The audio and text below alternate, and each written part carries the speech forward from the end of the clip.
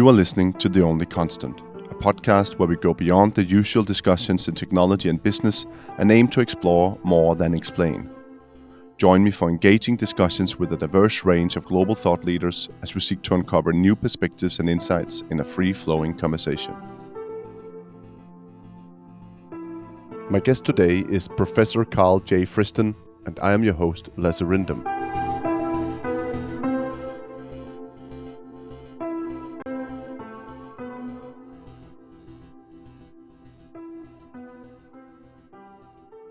Hi, Karl, and welcome to The Only Constant. I have been extremely excited to do this episode with you today, and also slightly nervous after I told you just before, some of my friends said after we planned this recording that you were a Darwin-esque level genius and one of the smartest people alive. So forgive me if I might be a little awestruck today, but I'm super happy to say welcome to The Only Constant, Karl. Well, thank you very much for having me. And as I responded, genius is what the crowds want, but I'm not quite sure we're going to be able to deliver, but we'll see how it goes. I'm actually quite sure we'll get some very deep and explorative answers from you today, and hopefully maybe also some questions. I'd love to engage in a conversation like that, as we also agreed, a spontaneous conversation. But one of the fun things about this episode is that usually I send my guests some prep notes, some preparation questions. And I don't know if I actually send it to say this is exactly how the podcast is going to go, because it never just goes according to plan, but maybe to make my guests a little bit more calm. But I got an email back from you where you said, do not worry too much about sending me a detailed podcast prep. I tend to respond better in spontaneous conversation, which you can take in any direction you feel apt for your audience. I've never had that kind of answer before. So this could either be an arrogant genius's answer. Obviously, I'm always smart, but I think there's more to that, right? And maybe it relates a little bit to the theory you've developed, the free energy principle. But can you elaborate on that, maybe, if we start off from there? Yes, of course. Again, as we were chatting before the start of the podcast, I do tend to over-answer any questions. So I'm very much at the mercy of the person asking the questions to keep me on track. There are so many really interesting things that we could talk about. I'm going to pass over the reins to you to just to keep me focused on what you think is interesting, because we could go anywhere. And indeed, I'm doing it now. I'm over answering now. Yeah, but what I actually wanted to get at to some extent is that you a cornerstone of your theory is also about active inference, and you're saying I actually, when I asked you, I'll send you some podcast prep notes, and you said I don't want that. I want to take a spontaneous conversation. I thought, of course you'll answer that. Am I wrong in assuming that? Well, there are some interesting answers to that of a more principled sort. Active inference, of course, is a description of the way that we make sense of the world.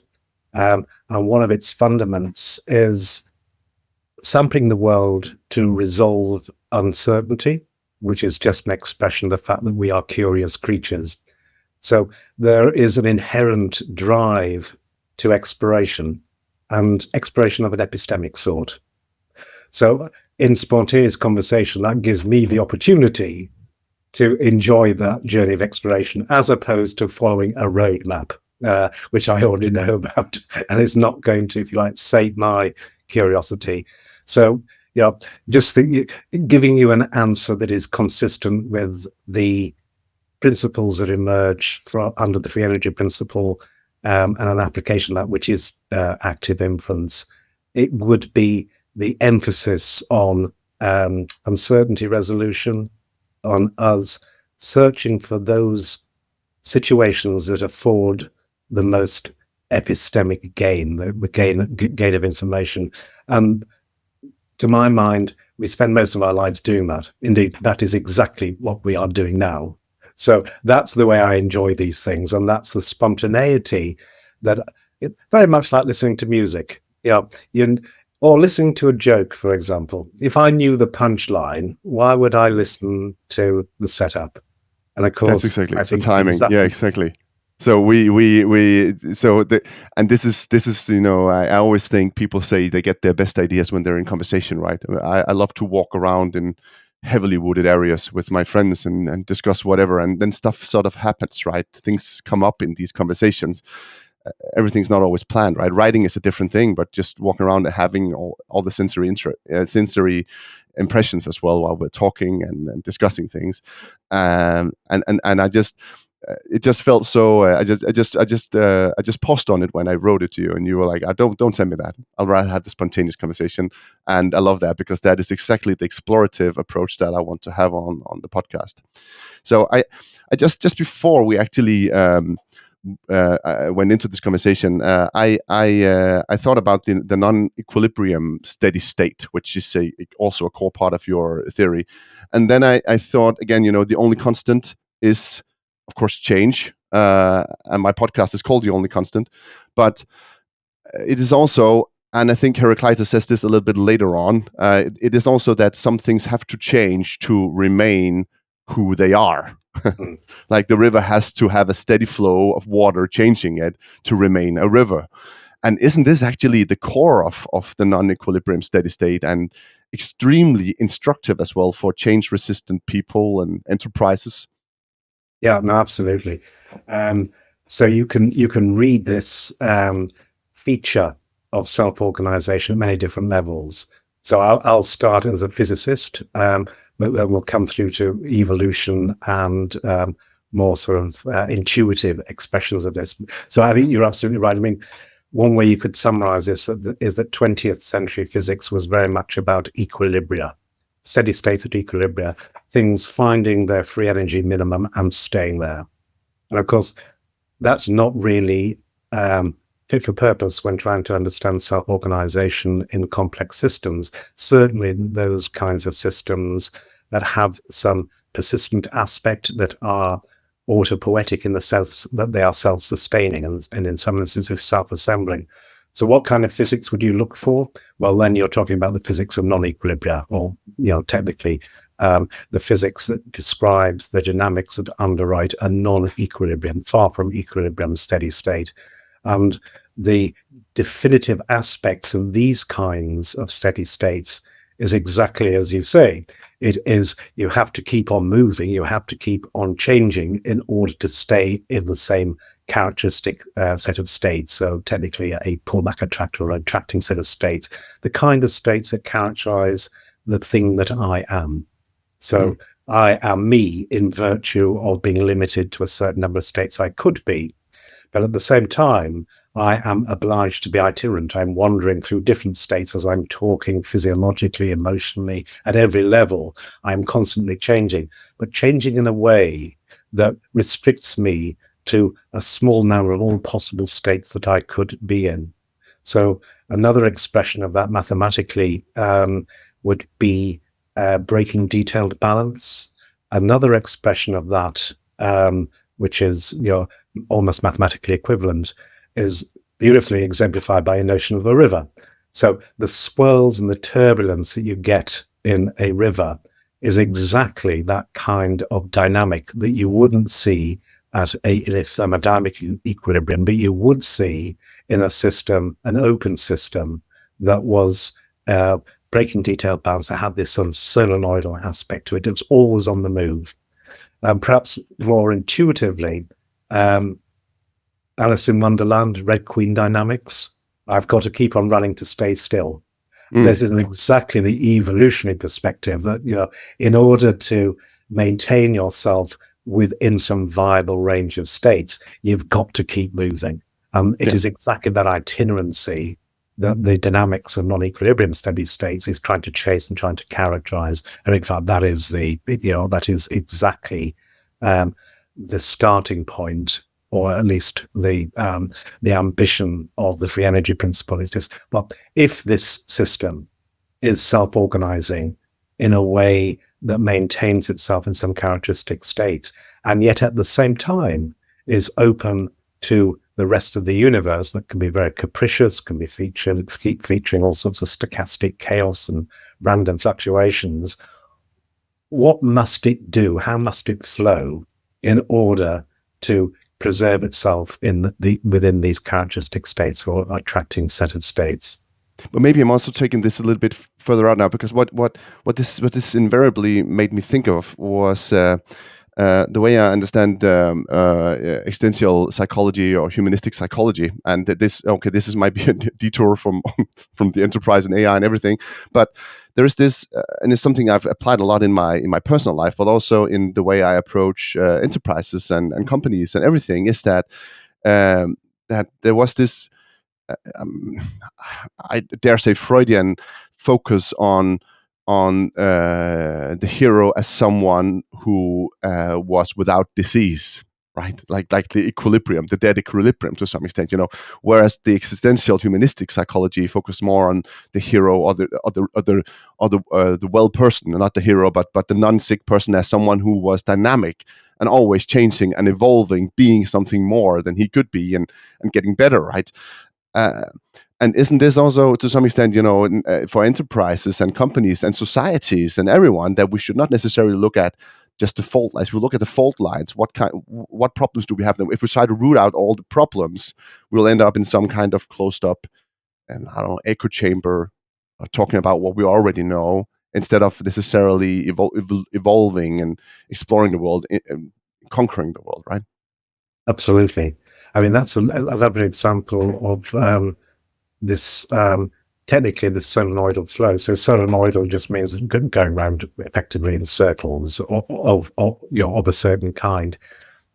What would that look like if you were looking at any complex system, be it say a financial institution or a business or an evolution system, a biotic system? Well, it would basically look like fluctuations and oscillations.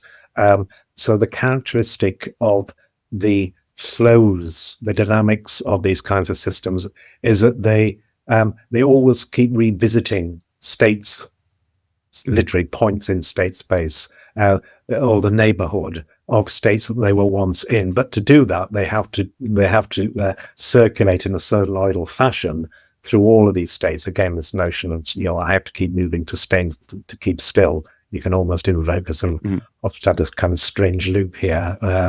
To picture this kind of dynamic. That aspect of self-organization manifests at nearly every scale you can imagine, whether we're talking about a particular cell in your hippocampus in your brain showing fast gamma oscillations, whether we're talking about your respiratory cycle, your cardiac cycle, whether we're talking about your daily routine, whether we're talking about your week or your annual pattern of activity, even to the level of replication and reproduction at an evolutionary scale. So at every scale, and I emphasize the word scale because this has to be scale free. You have to have a slowly moving dynamic, some slow turbulence in order, or over a shorter time scale, the denizens of that little period can experience some constancy, but within that they are fluctuating and oscillating and going through their business cycles, their sprint cycles, their boom and bust cycles in finance. It can be no other way.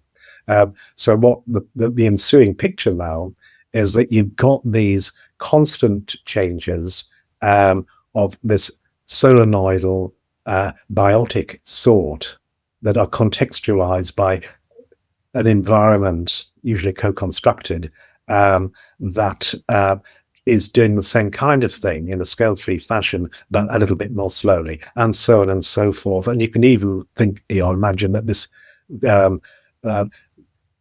scales up to the motion of heavenly bodies. Again, circular motion as the moon circulates around us and we circulate around the sun, and so on and so forth. So I think this notion that you have to keep on moving, constantly adapting, constantly assimilating in order to get back to where you started in a sustainable sense, is really quite fundamental. And I would be very surprised if it didn't apply in the context of sort of strategy, governance, finance, and even one could imagine geopolitical levels of analysis. You can also find it in ethology, in terms of, say, predator-prey cycles, sort of the Nautica-Volterra dynamics that characterize a sustainable fluctuation in the prevalence of predators and prey. And that kind of model is exactly the kind of non-equilibrium steady states that we're talking about. And this is the definition, right, of being alive, the non-equilibrium steady state. That's essentially what defines, plus a lot of other things, what is a living thing or living organism, living organization, living everything that sort of takes input and affects the world, broadly speaking, right? Yes, Karl, yes. let me just allow me that generalization. Then we can always deep dive more on that. But I have a tendency to sort of say you can either look at the challenge, or you can look at the opportunity all the time in everything you do. But isn't that sort of false in this perspective? Because you have to look at both at the same time. The challenge is sort of looking at as I said before, looking at the mistakes or the problems to sort of eradicate them and become in an equilibrium. But you always have to be dynamic as well by looking at the opportunity and exploring. So both defining all the time the borders, or the banks of the river, and letting the water flow at the same time. So I'm just thinking about this interplay between opportunity and problem to some extent. Does that make sense? This way I'm putting it. No, absolutely. And just to take the sort of the water flowing down to the estuary, you also have this interesting dynamic where the water, the river, is actually carving its own riverbed. So there's always a circular causality. Again, coming back to this notion of sort of solenoidal dynamics and the circularity. But I think that sort of circular causality is a useful notion, just in addressing some of the points you brought up there in terms of opportunities and challenges. So one important circular causality is between the system in question, which, as you say, if it's a living system, it has to have certain features and certainly can't be dead. So it can't be at equilibrium. So it has to be at non-equilibrium. Technically, that also means it has to be open to the rest of the world, the universe, the eco-niche, a heat bath. At every level, there has to be a demarcation between the thing in and of itself and everything that is not the thing in question. And the river carving its own riverbed, the canalization, can be read in this instance that I act upon the world and the world acts upon me. So you said, allow me to think in terms of inputs. So that's just one expression of being open. The very fact that I can receive inputs from something else and also reciprocate by acting upon the thing that is generating my inputs immediately tells you you're dealing with the physics, the self-organization of open systems, just because you've got inputs and outputs. I would articulate that in terms of Markov-Blankies, where the inputs are the sensory states and the outputs are the active state, the way that I act upon my lived world. So how does that square with the notion of opportunities and challenges? I think in a straightforward and revealing way. So if the name of the game is to describe this kind of non-equilibria self-organization where the system is in exchange with its environment, or I am exchange with my environment, and yet almost counterintuitively, I seem to persist and display in a sustainable way certain characteristic states of being, even though I'm always changing, I'm always returning, I always go to bed, I always, my heart goes through, very reproducible cycles. How then can one explain that in terms of this reciprocal exchange with the world? Well, I think just by defining the kind of system in question, you've immediately got a technical description of the challenge. So the challenge is to avoid excursions from my characteristic states, things that would be surprising or highly implausible or improbable for me. So if I anticipate that my trajectory over the next few minutes or the next few months, or indeed next few milliseconds, is going to take me into a regime of state space which is uncharacteristic of me, that is simply a statement that that is going to be improbable for me. And that can be measured statistically in terms of the surprise, also known in information theory as the self-information.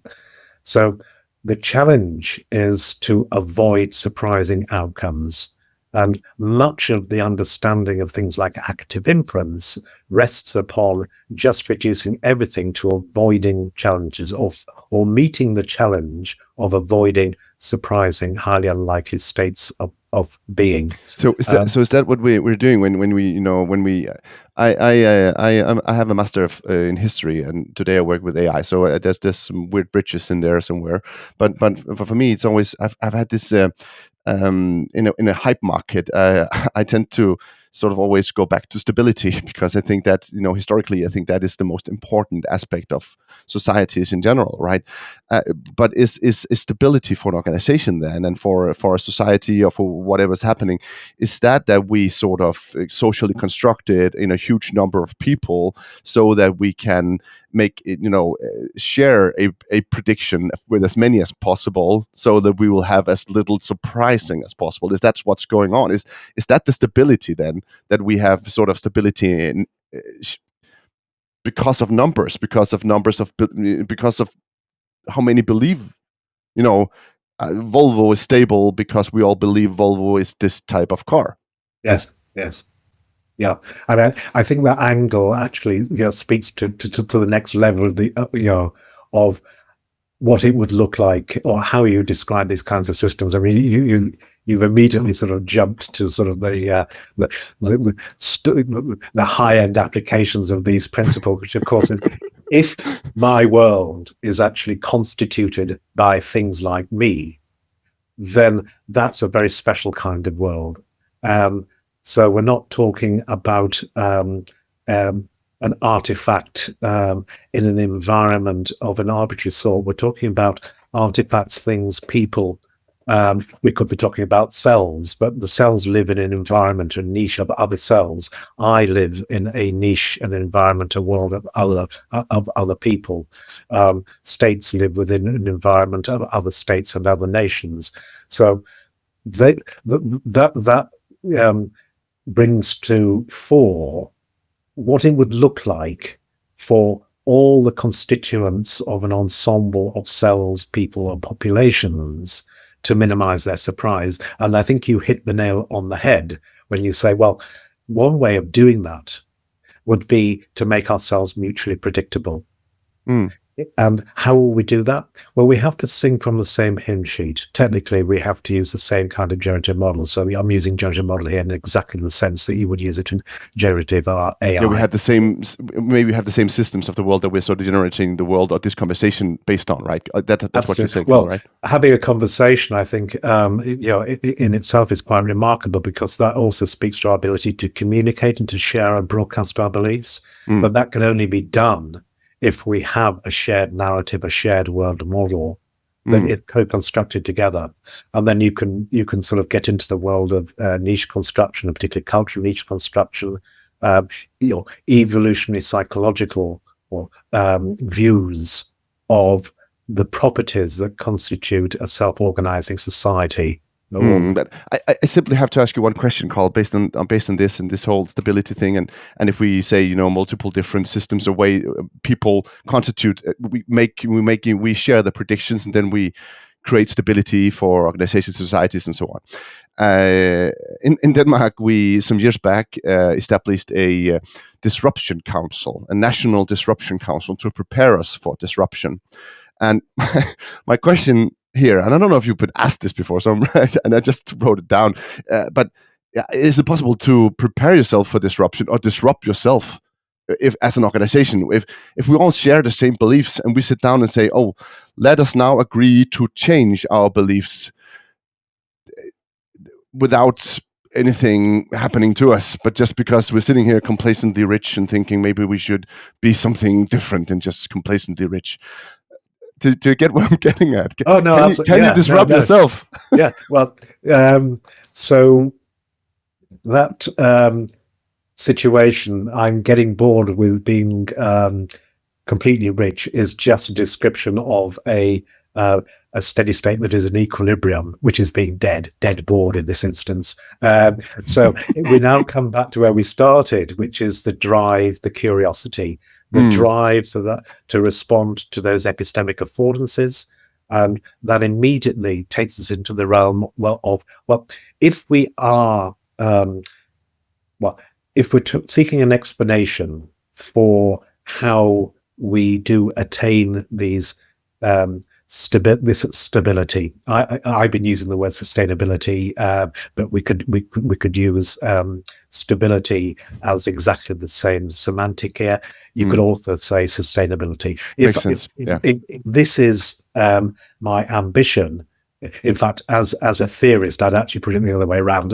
My job is to say, if sustainable, stable systems emerge, what properties must they possess? And that's where the fairship principle comes from. But you could also read this teleologically, that in order to be sustainable and to attain and to maintain that stability, then this is a that kind is strategy, of right? Normatives. Exactly. Yeah. So one crucial aspect here, which we haven't really touched upon, is going beyond minimizing surprise, because minimizing surprise in one sense can be done purely by changing my mind. I can just ingest some information from the sensorium, from some social media, from a conversation, and I don't have to respond or act. So, but I can use that information to update my beliefs, update my generative or my world model, so that information is no longer surprising. So surprising information is very useful because it drives my belief updating. Now let's turn back to this notion of we're not just defined by the inputs, by the sensory states or sensory impressions on our Markov blanket, but also because we are alive, we act upon the world, we move, we ask questions, we change states of affairs.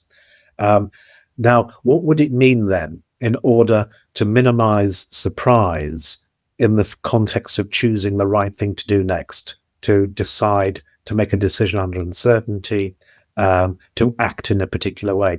Well, if I am the kind of thing that is equipped with a generative or a world model of the consequences of my action, I can roll out into the future and evaluate the expected surprise, and then pick the action that minimizes the expected surprise. Now, mathematically, the expected surprise is uncertainty, entropy. So the expected self-information is entropy, which colloquially, or in the vernacular, we can say that the expected surprise is uncertainty. So I'm going to pick the action that resolves as much uncertainty as possible. And I'm going to recognize those opportunities because of the potential that this situation affords for resolving uncertainty, namely coming back, listening to a good comedian who tells good jokes, listening to jazz, watching my favorite detective story to get to the denouement in the final episode of a given season.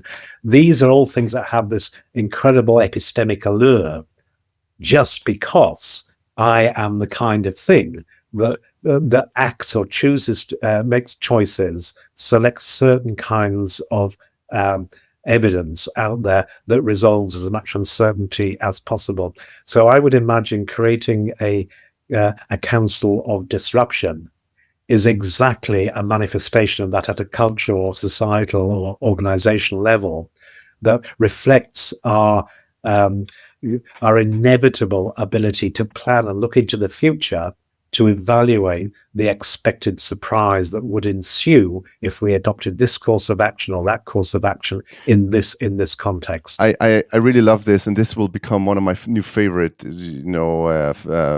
analogies or metaphors. Playing in your enterprise jazz. You listen to some enterprise jazz here, right? But because I had a conversation earlier with Thor Dankert from Novo Holdings, where he said, most companies have been trying these innovation theaters where they sort of just they do some innovation out here, and they do, you've seen those as well, right? You have 10 people sitting on, no, maybe 50 people sitting in some I don't know, other part of the building where they have I don't know, graffiti on the wall and smart furniture and weird lamps, and they're the creative ones, while the rest of us go about doing what we're usually doing, and typically that doesn't really lead to any change. And why do you think that is? Um, sorry, I thought you were going to say that this is another vehicle to plan counterfactual futures. I didn't know, and I'm disappointed to hear that it doesn't lead to any change. And I'm disappointed in the sense that, of course, as a doctor and psychiatrist, there are a lot, the way that you are often trying to chase those opportunities to create contexts in which people can explore different counterfactual futures. And usually the name of the game is to relax their prior convictions about the way they think they behave and the kind of person that they are and their responses, and therefore dissolve prior commitments to allow them to explore other ways of doing it. And once they have the ability to imagine that counterfactual me, then you send them out into the world, sometimes with some homework, just to test the hypothesis. Do I always have to respond like that? What happens if I respond like But this? that does also mean then that you can't just say these 50 people would be innovative. You have to say in an organization of 100,000 people that you need all 100,000 people to engage in this innovation, right? You need the worst example is all of these, now everyone's talking AI, and we'll get to that in a second. But AI, but people are still, most people are just still sitting there being, oh, that's interesting. Now we have an LLM, but I'll go back to my Excel spreadsheets over here and do whatever I've been doing for years, right? And that happens over and over, and that's my point of saying Thor's point of saying the innovation theater, that you just have, it's just a theater out here, but it's not really something that is embodied in the organization, right? Which it needs to be, right? In the people, the minds that make the systems that make up the organization, right? Yes, and I think that that follows in an obligatory way from the scale-free argument that we were talking about before. Perhaps it's to take another analogy, the relationship between sort of evolution, adaptive fitness, and ethology. The way I behave as a member of my species, particularly in the context of, say, niche construction, has an enormous impact upon the environment, and in virtue of that, the environment now comes subject to selective pressure in itself, which couples back, which means that me and my conspecifics now have a different kind of adaptive fitness. So again, you've got this kind of cyclical causality, which people like George Ellis might refer to in terms of bottom and top-down causation. So every member of the institution has to be innovative in the right kind of way. So we're not talking about being disruptive. Perhaps that's an interesting conversation to have. Is being disruptive a quest for surprise and highly implausible states and being self-destructive? No, I don't think so. I mean, I could be disruptive and innovative and invent ways to destroy myself.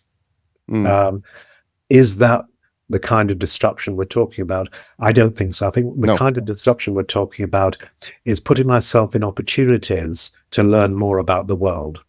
So I wouldn't go off and jump off a very high building to see what it is like to commit suicide, but I might go bungee jumping to find out what it feels like to accelerate and decelerate, because I haven't done that before. But in planning to go bungee jumping, I am not going to disrupt my body.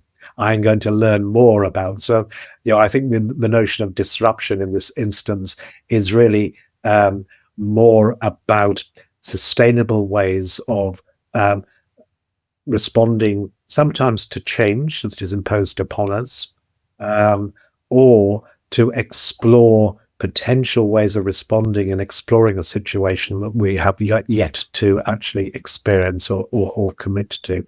And I think that holds, as you say, not just for the leadership team in their innovation theatre, but for everybody, day to day, moment to moment, in just getting through their workday, and indeed, you could argue their entire lives. Yeah, and getting some bungee jumping and some jazz, right? That is, but that is actually brilliant. You know, we always seek to preserve what we have. Things, I always say, things exist out there. There are things. To change things means to accept that things already exist as systems, or something that works, and then say, how can we move that? The world is not greenfield. That there's something there. We are there. We have minds. We have logics. The arrogance of going out and say this technology will change everything. Better just wipe your company is just exactly that. It's an arrogance because it doesn't understand how these systems work and how they evolve and how they change, how they interact with the world, how they, as rivers, have to change the banks slowly, slightly, because of their demarcations with the world all the time, right? And the new impulses, right? New experiences, new sensories, new sensations. That's the word, right? Yes, I mean you're touching on some really interesting issues in terms of what my colleagues in industry have sometimes thought about in terms of ecosystems of intelligence. How do you assemble and use in the best kind of way artificial intelligence or any intelligent artifact when it is part of an ecosystem that includes things like you and me. I think we then come back to this sort of joint free energy minimization and what it means to be able to bring in this artifact, whether it's a drone or whether it's a large language model, into my ecosystem, which is my lived world. And of course, it can only be incorporated if it is in the service of sustainability, because the whole point of being in a persistent fashion is that this will actually underwrite the stability that you are talking about. So very much like evolution, there has to be a lawful and sympathetic relationship between different kinds of species and different kinds of things that we all depend upon. The things that we eat, the air that we breathe, all of these things represent the fundamental role of diversity, but diversity of a kind where everything fits together. You could say in a harmonious way, mathematically, evincing a kind of generalized synchrony, which is exactly the solenoidal recurrent turbulence that we were talking about before, so that everything becomes synchronized, technically playing out the trajectories and the dynamics, the change on a synchronization manifold. So this would be a dynamical systems way of expressing how systems that persist organize themselves onto a synchronization manifold where you've got two or more different kinds of things in play. So we've gone slightly beyond now you and me talking in a dyadic sense or communication amongst conspecifics, but now realizing that the implicit generalized synchrony, sometimes referred to as synchronization of chaos, also has to be expressed between everything that I depend upon to live. If you come back to the but that's exactly, you said a couple of things here. You said a lot of things, but you said that you said systems that persist. You said you put that in very very very intently, right? So of course enterprises could die, and systems could die as well, right? If they cannot adapt. But beyond that, we can only sort of approach this sustainability through sympathetic, as you also said, engagement with surprising elements, changing elements, things that change our perception and our way of making sense of the world, right?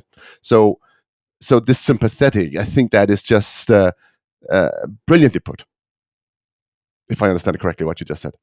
Yes, good. I hope you did it right. Sorry, I hope it's both brilliant and understandable. I think it was. But Carl, I'd love to just move a little bit further on, because there is this whole right now hype term that sort of a lot of people have said that 2025 is going to be about AI agents, right? So I think that who in the world would be better to ask about what agency really is? Because I think that, and I can just as well give it immediately, because I'm pretty sure you, of all people, could hold my entire chain of thought here to some extent, is that if we take these AI agents that can do sort of anything, I tend to think that systems and organizations, and and I also get that from our conversation so far. But my typical thing is that we take in unstructured stuff and we structure it. We take in iron ore, we turn it into a pan. That's how organizations also work, right? There's some structuring going on. We put it into systems, you'd say, in the mind. But isn't an AI agent that is sort of able to act on its own and act not according to the way our minds work or our systems, but according to whatever it for some weird, chaotic reason would decide to do? Wouldn't that just be removing sort of the free energy of enterprise and sort of increasing the free energy and removing consistency? So shouldn't it always sort of seek to minimize the potential outcomes as much as possible? Isn't the point of enterprise to reduce entropy and not increase it? Yes, absolutely. Good. I think therein you highlight a very big question, because most kind of artificial intelligence that we are currently enjoying, and one has to acknowledge, the achievement of large language models is absolutely incredible. They're beautiful bits of engineering. Yes, definitely. Most of them inherit from some kind of deep RL, reinforcement learning. And that's an important thing to say out loud, because somebody has supplied the reinforcement signal. And there is no principled way of selecting the right reinforcement signal. So these engineering products do not comply with the principles of sustainability or self-organization, or I would argue agency.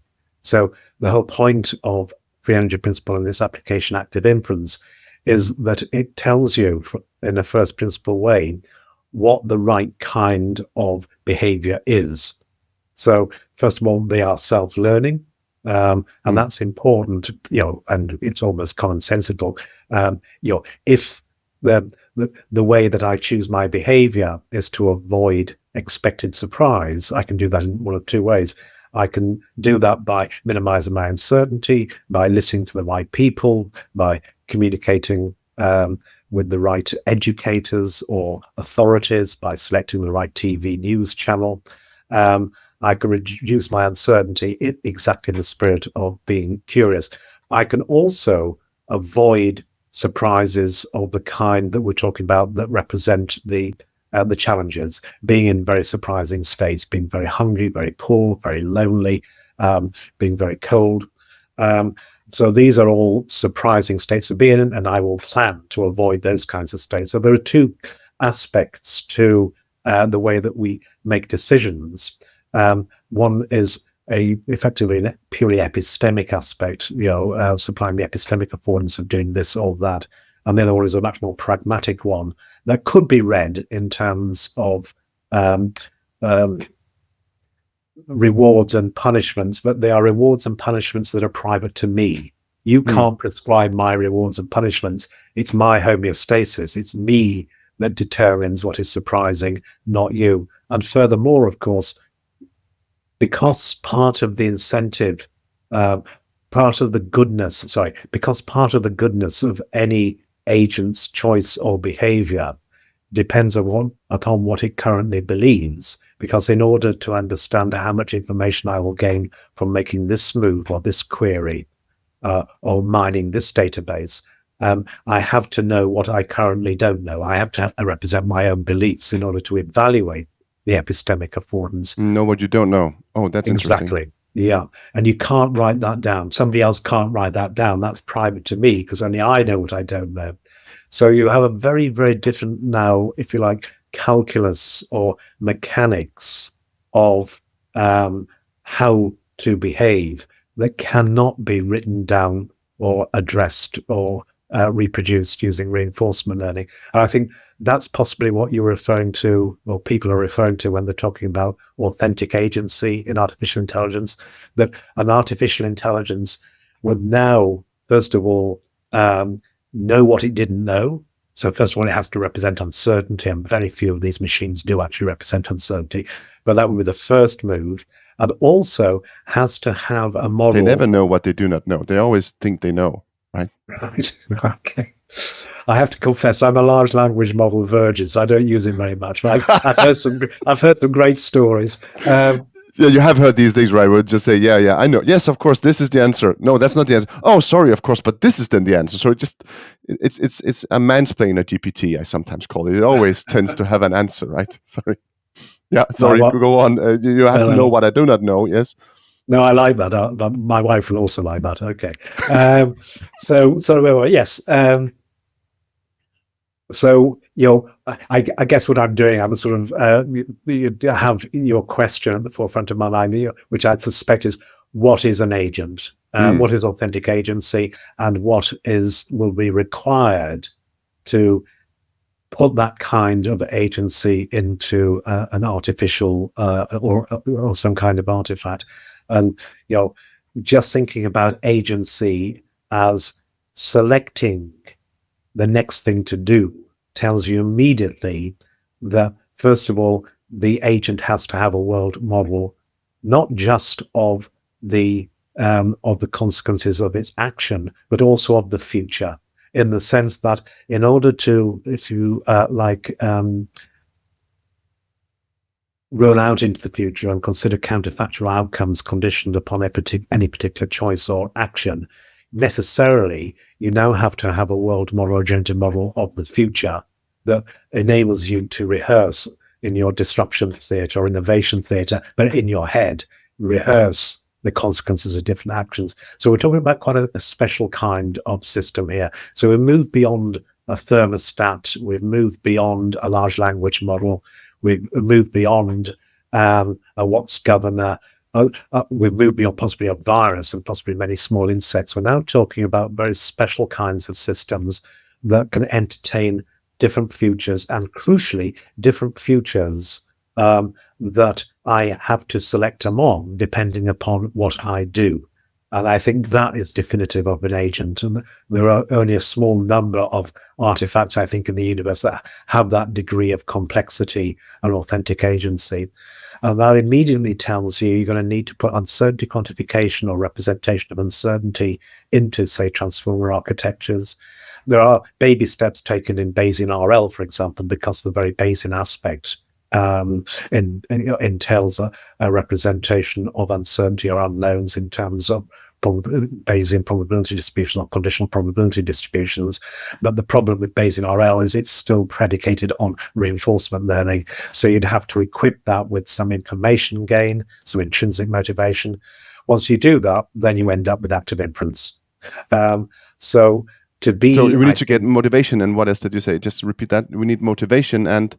Yeah, I mentioned intrinsic motivation. So in robotics, if we come back to this bipartite aspect of the things that underwrite agency, or specifically the inference about what I'm most likely to do next, we've got this epistemic affordance and this pragmatic reward-based or expected surprise part of it.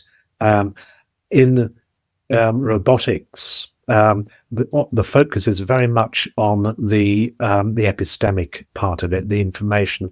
So, for example, if I was a developmental neuroroboticist and I wanted to understand how babies come to learn their world when they are born into the world without even a knowledge that they are a thing or that mum is a thing, even less that they can move certain things and other things can't be moved, they have to explore the world using exactly the appeal to this epistemic of words. They have to choose those actions that resolve as much uncertainty as possible about what they can affect and what they cannot affect. So you get wonderful paradigms like the baby mobile paradigm, which is this paradigm where you tie a mobile, a rattle, for example, to a baby's leg, and then you see what it does. And the wonderful thing is, it doesn't just self-stimulate. What it does is it moves and then pauses, moves and pauses, so that it's testing the hypothesis. Did I move that? Or did somebody else move that? And then slowly learn through this epistemic exploration, responding to the epistemic affordance, slowly learn that, yes, I can move things, but there are other things I can't move. I can't move mum. Well, possibly if I try screaming a lot, yes, I am in charge of mum. I can affect mum. All these things have to be learned. The roboticist would call this basically behavior that is motivated by intrinsically motivated. So there's no reward. So what you don't know, and it's a really fundamental aspect of active inference in its and one could also argue active learning. Designing the right experiments that you prosecute in order to reveal the sensory evidence that tests this hypothesis as opposed to that hypothesis. Can I move the mobile or can I not move the mobile? But also, I don't know. I thought maybe in large language models they've built in some randomness features, right? So it has some stochasticism built. That's part of it. The way it generates new language, right? But that is not the same as going back to what you said previously, as anticipating jazz. That's because that is what it's all about, isn't it? Being able to enjoy jazz without actually knowing what's going to happen, but having a sort of idea that this might be able to happen, and also enjoy if something completely different happens. Isn't that exactly what you're talking about? Well, that's perfectly put. Excuse me. This riff could go this way or that way. I know that both of these are jazz, and I enjoy listening to this, but I don't know which way it's going to go. I keep on listening, then I'll resolve that uncertainty. So I think there is a beautiful example. So you also get better at enjoying it the more you listen, and suddenly you're listening to acid jazz, right? And suddenly you go off the rails on jazz, right? Then it's not just I don't know, Billie Holiday, but something weird jazz, right? Isn't that exactly also the point? It depends upon your world of models of music. Do you listen to jazz, Karl? I don't, but I have a number of very close friends who absolutely adore it. And now I have to ask you, Karl Friston, what music do you actually enjoy? I have to say, I like the Beatles, but better again. I'm not very sophisticated, I'm afraid. But that's not very surprising today either, isn't it? It was at one point, right? Well, my entire family are wonderfully musical. My middle son actually went to the Royal College of Music. My wife plays about 100 million instruments, but I missed out on all that. I'm afraid. I'm the mathematician. Great. Intrinsic motivation, reward, and the jazz thing. Again, knowing. Sorry, what I wanted to say was that listening to jazz is a choice we make. We could get bored and switch off the jazz or go and do something else. So this is, I think, a subtle but really important expression of agency. That I choose to listen to this. I actively listen to this. I don't hear, I listen. I don't see, I look. So everything that we normally associate with perception has this inactive aspect, which has to be underwritten by agency. So you have to ask yourself the question now: do large language models listen or look? And I would argue they do not. So what would you have to do to make it sort of parody human-like performance? Well, because it hasn't got the capacity to go and mine these data or look over there for its training data, you have to give it everything. And of course, that's where we are at. We're just continuously everything. And continuously everything, as everything changes. Because my wife asked me the other day, which I thought was quite curious. To be honest, we were going to bed, and then she asked me what I thought about the word providence. I don't. I was like, what? Where are we? I had to. My mind just completely switched from. Why are we talking about that word? But then it sort of came back to me when I to also prepare myself for this conversation, read about self-evidencing systems, right? So evidence is sort of in the now. It's something that happens now, where to some extent maybe AI models could be understood as more providencing of sorts, right? So they always they encounter a problem with a pre-training. So that's like the providence of knowing what is already going to happen. You already have a pre-understanding of everything, but they only have this pro video they've already seen before. They can only see what they've already seen before. So if they don't understand it, they'll keep smacking at it. This providentially way of doing it, they can only do that to some extent. Where the self-evidencing or the evidencing system will engage with it in a different way and accept that it can change entirely based on this exchange, right? Yes. And even more so, deliberately choosing the exchange that will induce the greatest change. And I mean that mathematically. So you can measure the information gain by the change in your beliefs using a relative entropy or KL divergence. So that's how you actually measure the information gain. So it is seeking, coming back to where we started, it is seeking the right kind of change that reduces over time on average the uncertainty and the surprises that I encounter. So I now know about this kind of jazz, and let's now go and learn about that kind of jazz. Yeah, exactly. But that didn't make sense. I don't know if it makes sense, the providence thing. But I thought, the evidence and the providence. There was something here that I thought was interesting in the way the pre-trained model, the pre-training of a model, because that is essentially not how intelligent life functions, right? That is your point, isn't it, Karl? Yes, although in fairness to, I think it's a lovely notion, this providence thing. When reflecting upon questions of that sort, I sort of usually refer to, how do we do this kind of thing as living proofs that self-evidencing works in a particular context. And of course, I'm just thinking about, training a foundational model has the same kind of spirit as sending off our children to school or training them, exposing them to the right kind of information and the right kind of data. So I think that the part of self-evidencing is actually accessing in a providential way. And that comes back, I think, to the discussion we were having before about the scale-free aspect and the certainly from the point of view of learning in an educational sense, the cultural niche construction afforded by language and by books that we can actually deliver to our own children, prepare them in the right kind of way for future learning with their particular life and their chosen profession, and their, so they can develop their own skills. So it's probably, I think, no coincidence that the impact of large language models is in virtue of the fact that what they are doing, the content that they generate, is language. And of course, that is the main vehicle that we use to form our own foundation models when we bring up our children.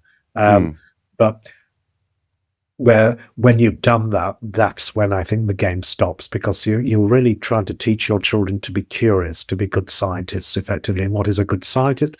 Well, it's somebody who designs the right kinds of experiments that resolves a maximum amount of uncertainty about her hypothesis relative to a null hypothesis. So it's this intrinsic motivation, this expected information gain, if I act in the world by designing the right kind of experiment. Yeah, but I think to some extent, I say things now. Okay, so it's now I'm sitting speaking to Karl Friston, just thinking out loud. But basically saying that everything we know is sort of the integral, right? It's something that's below the curve. But the human, the life is the differential, right? That's where, and this is maybe where that is maybe what I meant by saying that to some extent these pre-trained AIs they can only, as long as they're pre-trained, right, only exist in the integral, what's below the curve, and not necessarily decide where we're moving, how we're going up and down right now. Isn't that correct? Yes, absolutely. Yes. So, but I also remember, and I love that you're saying this right now, because this says a lot about what it actually means to be just intelligent. But I've heard you say in other situations that being alive is also about being able to have a body and being in the world, being able to. I think at some point you said, two things: secrete and move a muscle, right? Isn't it? Yes, that's right. which made me both laugh out loud and be like, okay, is that all I do? Yes, it is. Okay, awesome. I'm afraid it is. Yes. Yes, but now you've seen these robots embedded with large language models that sort of where the large language model can move their arms and move their visions and take in and does that change anything in your opinion? Not really, no. So I think it would be difficult to imagine how a large language model could be installed into an autonomous vehicle. So the narrative I find useful here is, I think you could certainly teach somebody to pass their driving test using large language model technology. Mm. But you would not use that large language model to actually drive your children to school. So exactly the situational awareness that you were referring to before, that is required for a situated and embodied interaction with the real world, is exactly what is not part of large language models. They can prescribe scripts that as if they were robots or if they were actors, but this is not authentic or genuine agency in the sense that there's no reciprocal coupling with the with an embodied aspect of a large language model. But it always gets close, right? Because we always have this, we are just brains inside of flesh, right? It's a very gory way of putting it. But you've said this before as well, right? You have a brain. Couldn't a large language model with memory not just be a brain inside a robot or I don't. Well, yeah, yes. If you're asking, can one imagine, an art of an in silico artifact that could be an agent? Yes, absolutely. I mean, I guess where our conversation is going is, what would you need to equip current large language models with to make that happen? Yeah, and maybe also, what are you? I know you're engaged in the Versus AI, and how are you actually approaching it there as an advisor to them on how to actually build the right AI models for the future? Yeah, so there are a number of levels that I personally am, along with a shared vision, along with my colleagues at Versus, would address that question. First of all, it's got to be a first principle account. You can't rely upon heuristics or engineering. You have to appeal to the principles of self-organization, and in a way that you can articulate either in code or in machines. And then effectively what that story tells you is exactly what we've been talking about. What is the nature of agency? What are the principles that underwrite our choices under uncertainty? What are the principles of sense making, and the principles, sometimes neuromorphic or at least biomimetic principles that describe the way that life organizes itself. But then there's a very important second level, which you unpacked and pressed us on in the last half hour, which is the fact that you're making intelligent artifacts that are going to be part of an ecosystem.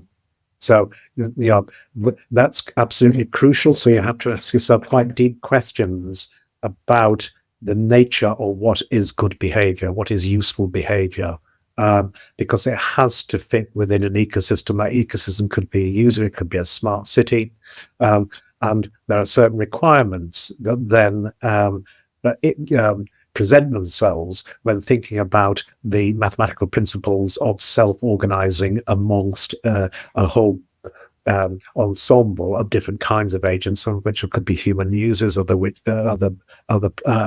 things could be not large language models, but well, actually, no, you could have large language models as part of the ecosystem, but edge devices, for example. And then you get to the sort of nitty-gritty of the nature of message passing and communication between the players in this kind of ecosystem, and what kind of message passing and markup language and protocols would be necessary in order to transmit beliefs that quantify uncertainty. So there are all sorts of issues that emerge when you start to think about how to augment and see the future of, say, the age of intelligence, as my colleague Gabe often describes it. We've had the age of information. We've fed all the information to large language models. It's nicely encapsulated there. They are incredibly knowledgeable in some sense, the sense that Jeff Hinton often articulates.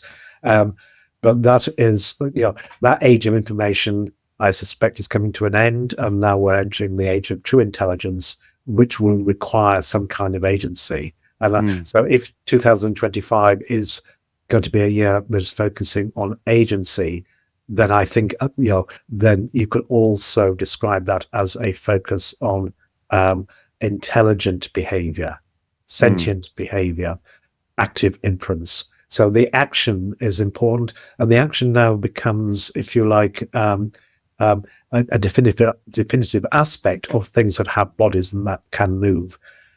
I sort of slightly hesitate there, because I think there are ways in which computers can act, but they're acting on the inside. So if you generalize the notion of, if my friend Anil Seth was here, he'd be horrified. So Anil tells a story about, all of selfhood and all of consciousness and all of intelligence is basically being a beast machine, and it's the flesh that matters, to use some of your words, the meat that matters. However, I think that sort of at a slightly more abstract level, you can have action on the inside, and certainly in my world, in active inference, and it's the applications of, say, phenomenology, that can be equated with attention, for example. And it's really interesting that the breakthrough afforded by large language models, or particularly transformer architectures, was effectively putting attention heads in play. So you could argue that one of the reasons that transformer architectures have been so successful is that they made the next step, which is basically action on the inside, or covert action, is attending to this or attending to that. So I do think that sort of machines and computers that don't have bodies can still be authentic agents, simply because where they're doing internal actions by rerouting, but effectively by selecting. So as a psychologist, you'd call this kind of mental action or covert action attentional selection, attending to this over that, selecting in the right kind of way the sources of information. So I think I'm not so committed to actually having a physical body, but I would be certainly committed to the notion of smart selection, whether it's smart data mining, or whether it's smart routing, or just contextualizing your sense making or ingestion of data in a way that is predicated on doing it, is predicated on this underlying imperative to minimize your expected surprise. So it's like to some extent we need to give AI to make sure that everywhere it functions, it has. I don't even know if you have this in English, but the term Fingerspitzgefühl. The German. You have to have this sense what is going on right here, where and you can. I'm sitting here with my fingers and touching them like Fingerspitzengefühl. You have the feeling in your fingertips, right? You know what's going on. You can do some delicate stuff here, and to some extent, it has to have that and not be an elephant in the room, right? That's the opposite of having Fingerspitzengefühl, and this way, it is also the question of these AI agents not necessarily being able to just be saying, just saying, let's let them loose on everything, because they will not. You have to cater them into specific roles, maybe more. I always, and now I'm just basically saying that everything Karl Friston says agrees with what I usually say, is we do not need to have necessarily agents, license to kill kind of agents, but more like actors on a stage that play a role and then walk down the stage again. Well, to sort of, with a Fingerspitzengefühl and understanding of what's going on in the room, right? Can sense the room, understand the room, feel the audience, and then leave again, and then someone else comes in. Well, to some extent, exactly the way I'd want my new employee or coworker to act as well, right? That is what you're saying. So is it even agents we're talking about? If we talk agents like proactive, license to kill agents, or is it more like actors on the stage? Well, I use the word actor, and by the way, that was wonderfully expressed. I use the word agent and actor synonymously. So I didn't think about sort of 007 as an agent with license to kill. When you talk about you're British, right, Karl? You should have. Yes. But look at just that nice example about the agent being an actor that is compelled, in virtue of just being an authentic actor, to get a feel for the audience. So another way of describing this is that when you'll know that true intelligence has arrived with large language models, when they start asking you questions, when they actually start prompting you for responses, because they're curious about you. They generally want to resolve their uncertainty about you, which is exactly getting a feel for the audience.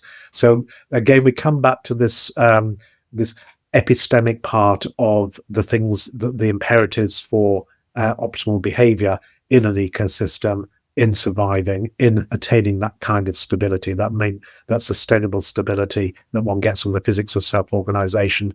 It's resolving curiosity simply so that you can get that feel for your audience or for your user. So I think the notion of the actor who is generally interested in her audience is exactly what I had in mind when I meant authentic agency. I did not mean a killing machine that had been trained by some kind of Bayesian reinforcement learning or deep RL.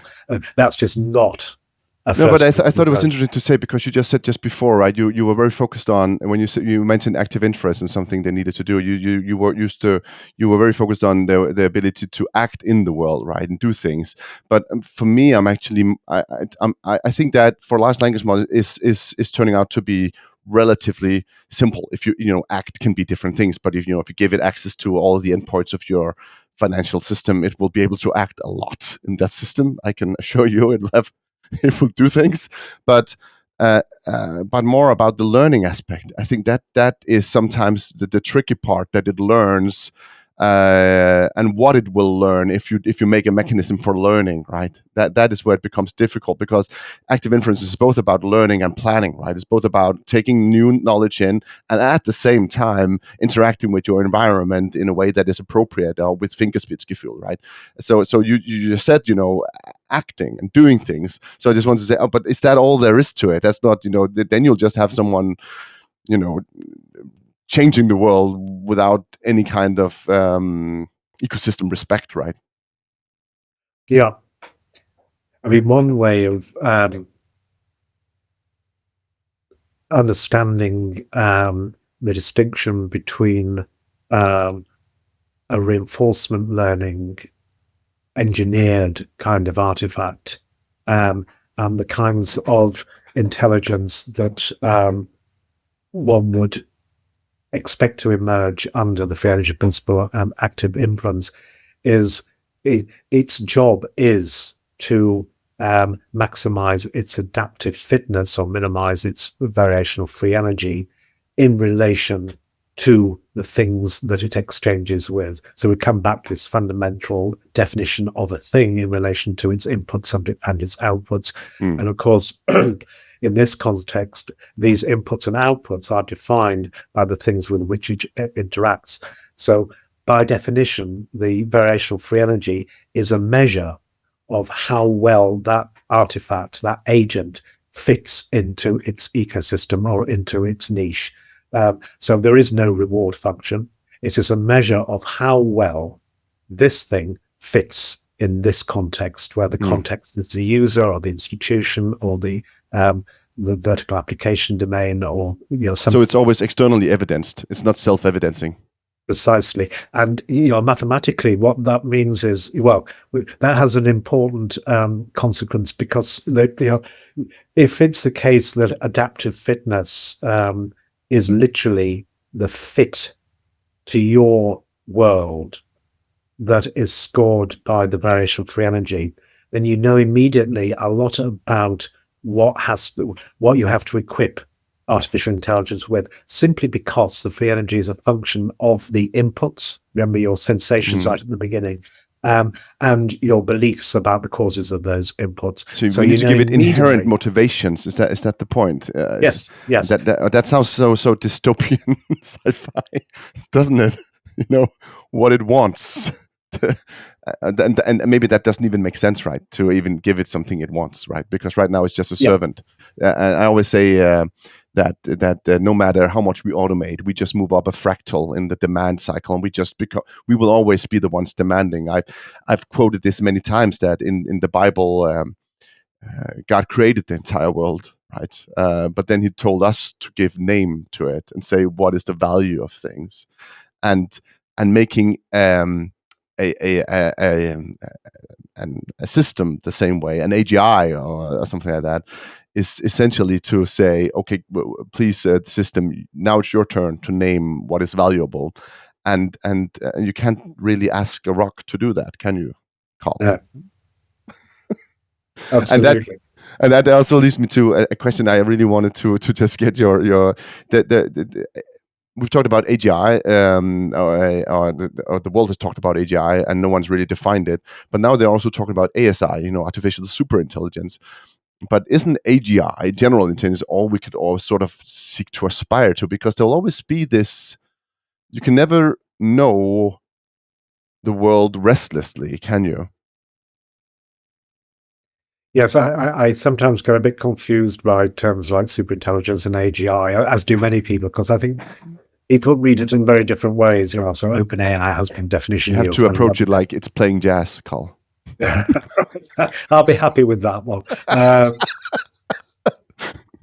So my get out of jail free card is, I think what people are talking about is the kind of intelligence that's more like you and me. It's natural intelligence. So we come back again to the principles of self-organization and the principles that you'll find in psychology and ethology and evolution, mathematicalized, so that you can write it down and simulate, reproduce, understand, or create artifacts that comply with exactly the same kinds of principles. I think once that happens, then you will have, very much in the same spirit. I mean, it's a bit of a trite answer, but I think the same principles you'd apply not only to your children, but to, for example, a pet. I mean, why do you have a pet? What does it do for you? And it does all sorts of things for you. And of course, your pet does have a general kind of intelligence. And I think that, if one looks at the what artificial intelligence has to offer in the future, I think just thinking of it as looking at it as a kind of pet, an adjunct to my life that has its autonomy, has a certain kind of intelligence, that is engaged with me. It knows about me. I know about it. It's not me, and it's not very much like me, although I can anthropomorphize it. And of course, that's one of the powers and the beauties and the charms of large language models, that we can anthropomorphize the content that is being generated and celebrate so doing. On that view, you just have to ask yourself, what do you value about your pet? And I think that's the kind of things that you will value about the next wave of technology, in artificial intelligence. But that moves, there's something, there's this weird tendency right now also that people, you've heard about these echo chambers from social media as well, right? Where people see the things they agree with, it sort of just reinforces them all the time, right? And I thought, there's this epistemic foraging that's also part of your theories, and we go out and we sort of explore things that we do not know. We want to know new things. We engage with the world to be surprised, right? So, to some extent, but we don't do that anymore on social media, and to some extent, what if we end up having a world where we just surround ourselves with pets, Carl? And just this, Meta said recently that they want to throw a lot more AI agents onto Facebook and Instagram. I don't know. To me, it just seems like let's just reinforce the echo chambers to keep people on the platform, right? Yeah. But that is, in the way I understand your theory about how we are alive, that would essentially leave us dead, right? That we're just talking to our pets. But isn't that also a future that you could envision? We have adopted these things quickly and aggressively and without caution, right? These social medias that actually do these echo chambers to us. Right. Yep. I agree with you absolutely. And perhaps I should qualify pets. I did not mean to imply that you could read an AI assistant or anything that you might encounter on social media as a pet. A pet is something you have to invest in, something you have to learn about, learn how to look after, and it has to learn about you. It's something you actually engage with, and that does offer that sort of opportunity for epistemic exploration and for. That's better than social media. Absolutely, you've got to care for it. When I've had ask yourself, what is it of a pet that makes it an attractive thing to engage with? I was actually talking about the same kinds of things that you would say if you tried to explain why you wanted children, and it's really it's hard work. It's not just making life easier with an AI. No, I have three. I always say, it's I think it was Sigmund Bauman who said it when he died. He can't remember. He's asked if he had a happy life. He says, "Yeah, I've had a happy life, but I can't remember one happy week." Because every week had its challenges that I had to overcome, but sort of in the accumulation of overcome challenges, yes, I'm happy, right? That's why you get kids, right? Isn't it?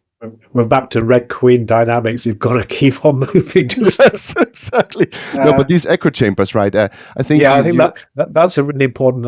I think that's a distinct issue, and I would certainly the echo chamber is the death knell of this expected information gain, or this it affords no epistemic opportunities. There is no epistemic, so it is exactly as you were intimating, just producing this 20th century equilibrium steady state, which can be associated with intellectual death. So to my mind, that's quite a dangerous development. Social media. The disease is the lack of disease, right? I think that to use your words about without due caution or rushing into things and not evaluating. I think societally over the past sort of decade or so, the embracing of social media and the opportunity for things like echo chambers has put so much pressure on our ability to epistemically forage in the right kind of way, to be very selective, and just celebrate the sparsity that actually defines us in terms of our inputs and outputs. I think that's done enormous damage to our abilities to attend and to select. Some people argue specifically in the age group that have grown up with social media.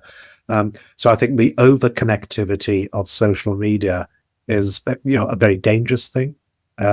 I look at it as almost like a cancer of connectivity, in the sense you're not respecting boundaries, where boundaries depend upon the sparse connectivity. No, In an we are removing the ecosystem. fingerspitzgefühl from us, right? Yes.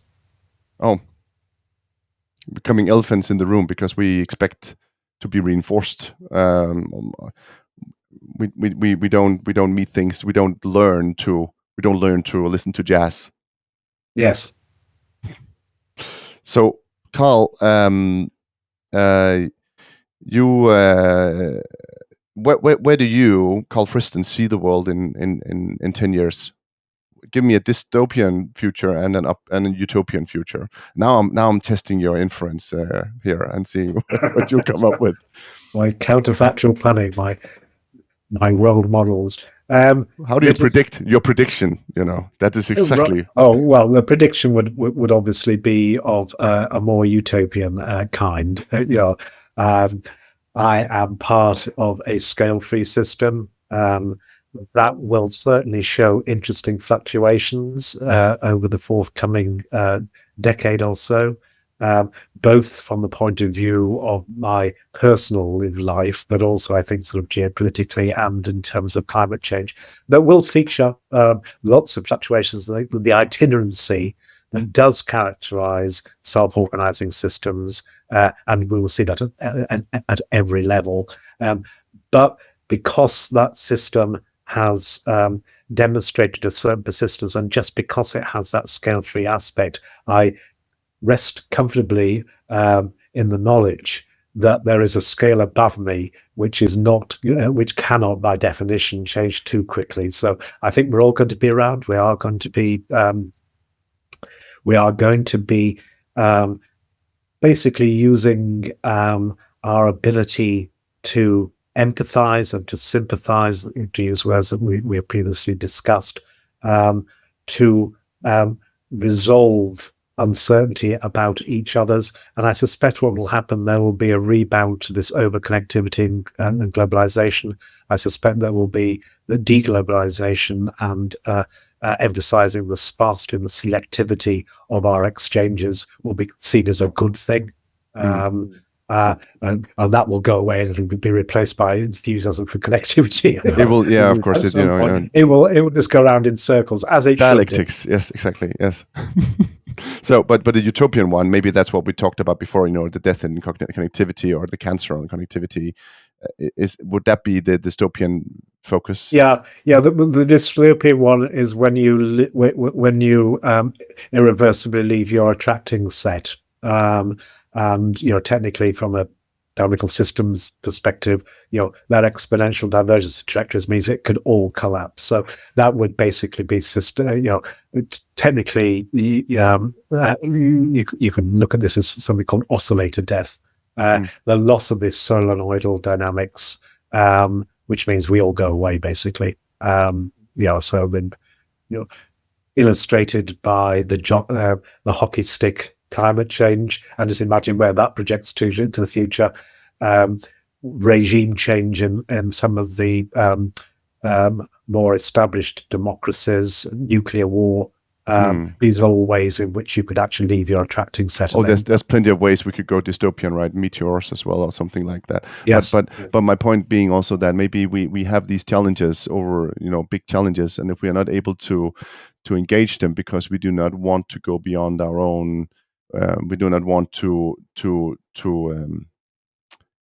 learn by engaging surprising input. Then we cannot adapt to it.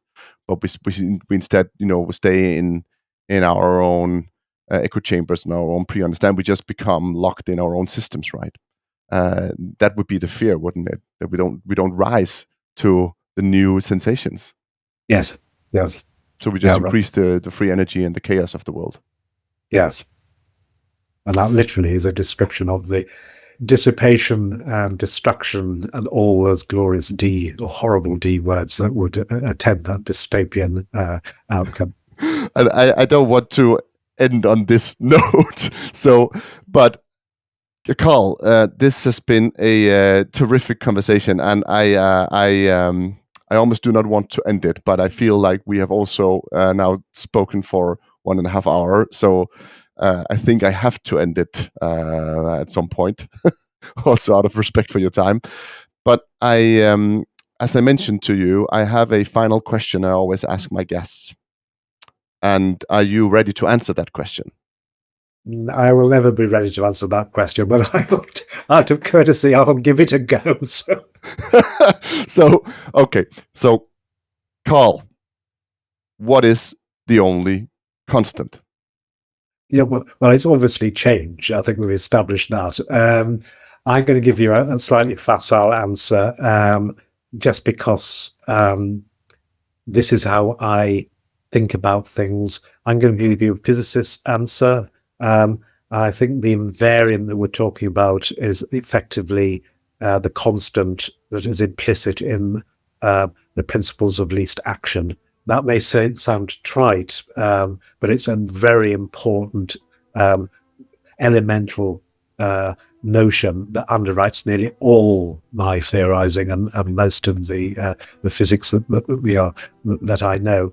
Just to put that simply, what that basically means is that the way the world unfolds is can be described as the most likely way that it will unfold. So for me, there is a beautiful tautology, as Andy Clark would accuse me of, a Quine-like desert landscape or tautological constant there.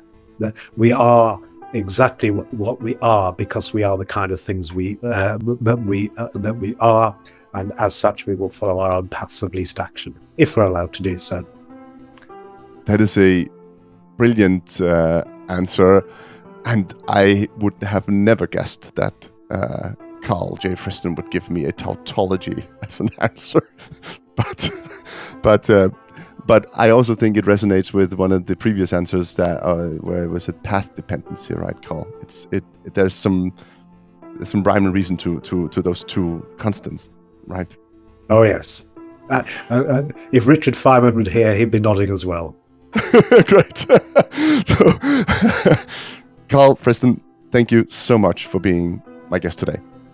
My pleasure. Thank you. It's been a wonderful conversation.